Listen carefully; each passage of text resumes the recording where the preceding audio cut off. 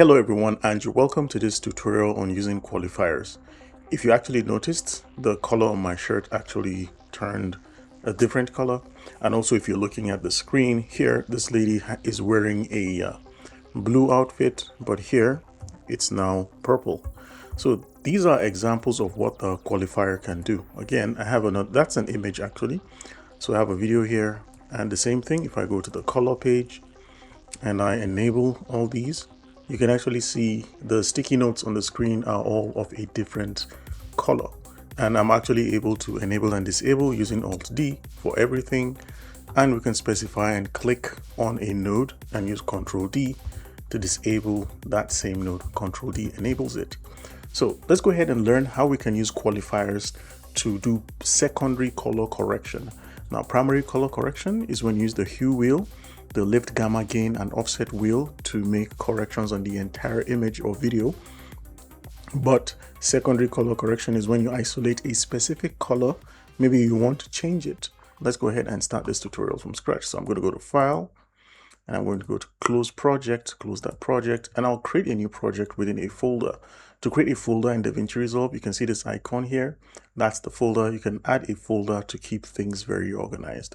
So I'll create a folder. I'll call that Qualifier Tutorials, because I don't want to come back after a couple of months if I'm trying to organize things and don't know where they are. This is where the tutorials is, and I'll just use 100 as the first iteration, and I'll hit create. I'm going to leave it in that same location, and I'll just hit create, and Resolve is going to just quickly restart, and we have everything all set up. So the first thing I want to do is to import these clips. By the way, if you want to have access with the same clips and image I'm going to use in this tutorial, you can check the link in the description. It has the download on my drive link, and you can feel free to use it for any purpose you want. And hopefully you follow along step by step. So I'll hit Ctrl I to import, and I'll drag these two items and just bring them in here. And I'm going to change the project frame rate, and it's a vertical video. So I'll just set this to use vertical resolution and click save. I just clicked on the gear icon to do that. So let's start with the image. I'll drag the image and I'll place the image right here, and immediately I'll click on the color wheel and I'll go to the color page. Now your page might not be looking like this, it might look different. So what I might want to do is go to workspace and say reset UI layout. Now this is how it's going to look like. So I'll quickly show you how I can just set everything up. I'm not going to be using these clips, so I'll click on clips so I have a little more space, and the gallery as well. I'll turn that off, and then I can hold Control or Alt and then zoom in like so. So Control and Alt is going to let us zoom in. So to use the qualifier, just go over here at your top bar and select this eyedropper logo. That's the qualifier. So let's click on that. But I don't want to work on this directly. That's not a really nice way to do it. So I'll hit Alt S to create a new serial. So this is our original. I'll right click and I'll call this the OG for original. And I'll go over here on the second node. I'll right click and change the node label to, I'll call this qualifier mask, because that's what we're creating. We're actually creating a special mask that is going to, have a special selection around the object. So next I'll hit the qualifier icon and then go over here on the image, and I'll just drag a selection around this section here. So how do I know I'm making a very good selection? I'll hit Shift H, and then with Shift H you can actually see what you're selecting. And this is not a bad selection. We can see here I can hold the middle mouse button, although there's a little bit of darkness here.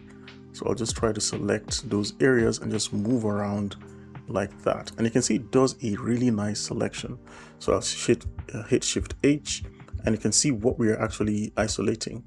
If we want to refine this, let's go back to the qualifier, and here we can go to white clip or clean white and just drag that a little bit, and you can see what it's doing. It's trying to cover up some of those dark areas, but I don't want to do this too much. So a value of like 14 is okay. Next, you can increase blur radius if you just want to have a very smooth selection as well and prevent some overspill. All in all, I think this is a good selection. So what do we do after we've actually made this selection? Well, we can go to the color wheels over here. So, and what we can also do is to add a serial like so, and go to the hue saturation levels wheel, and we'll begin to make some changes. All right, so you can see what we're doing here, but once we do that, it's affecting the entire image, which is not what we want. So let's go back to our qualifier mask and make the change in the qualifier mask. So here, I'll go to the gain, and I'll just drag this down a bit towards blue.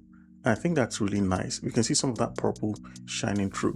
Next, I'll go over towards the gamma, and I'll push this up like so towards pink to have some of those colors spill through. And I'll go over to the lift, and I'll try to move towards yellow. Now, because of the way the sun is, I'm trying to create some kind of subsurface scattering, just like we have in the hair here. Just trying to play around with this. So I think that's okay. I don't want it to look a bit burnt out. I think that's totally fine. All right, so now that we have that, we can create our final adjustments. So I'll go to node color here.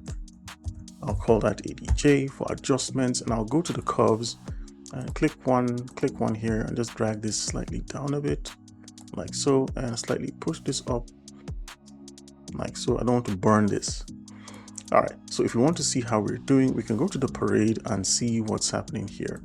Now, this image is not really balanced, because clearly we can see at the color parades here that our reds are very high, and then our greens and the blue is actually the, kind of sort of like low here. So what we can do to fix this is to add another node and call that balance, and we'll go over here.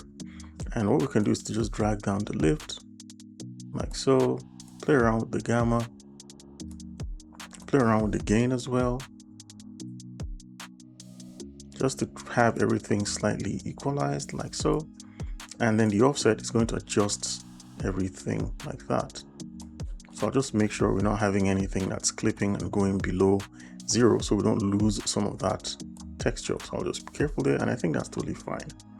So there you have it. That's how we can take an image. And if I go over here to where we have the qualifier and hit Ctrl D, here you can see we have the blue one, and we actually have the purple one again. And the cool thing is you can create as many of these as you actually want. For example, we can I'll just hit Shift H to see that we can actually create another one, not just this one. So if I go over here, I can copy this, add another serial, and add another color and blend them together, but that will be too complex for this tutorial. So let's go ahead and see a second example. It's pretty much the same process, no difference. I'll just drag in this clip, and I'll place it right here, and I'll head over to the color tool. So here we have these sticky notes. So I'll get rid of the media pool. So we have these sticky notes, and again, organization is very important here. So I hit Alt S, S, S for each of these. So the first one, I'll just right click and call this the OG, because that's the original node. So here on the first one, I'll right click, I'll call that the pink.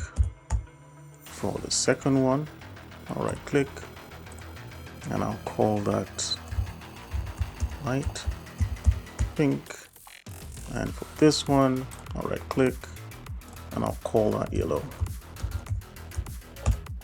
Like so. So on the pink, that's this first one, we can go to the qualifier and select this pink. And then what we can do to see it is to use Shift H, so you can see the selection we've actually made. All in all, it's not a bad selection, but you can notice some slight artifacts in here at the bottom. So to do that, we can either go to clean white to just move this around to have that nice little selection. We can push clean black as well. We can even drag our pre-filter, and I'll go to the blur radius and just make sure that's good. So that's not a bad selection here. And what we can do to change the color is to go again to our hue wheel and just drag this to any value we want. I'll just try the lift, gamma, and the gain. And I'll just make this kind of like blue, like so. And then I'll just drag this color here. All right, so now you can actually see we have, if I hit Shift H, you can see we have this here. All right, but we can also see some artifacting around. So let's head back to the qualifier and then try to clean up that issue here. So I'm trying to pre-filter, trying to clean black, I'll try and set that to low value, try clean white. And we can see clean white is trying to get rid of that original pink edges. So the matte is going to help you clean up the mask so you have something quite interesting to look at without having those little artifacts and issues. So again, this is before and this is the after. So you can use the qualifier to change a lot of things in your program. So thank you very much for watching, guys. I'll see you in the next lesson. Peace.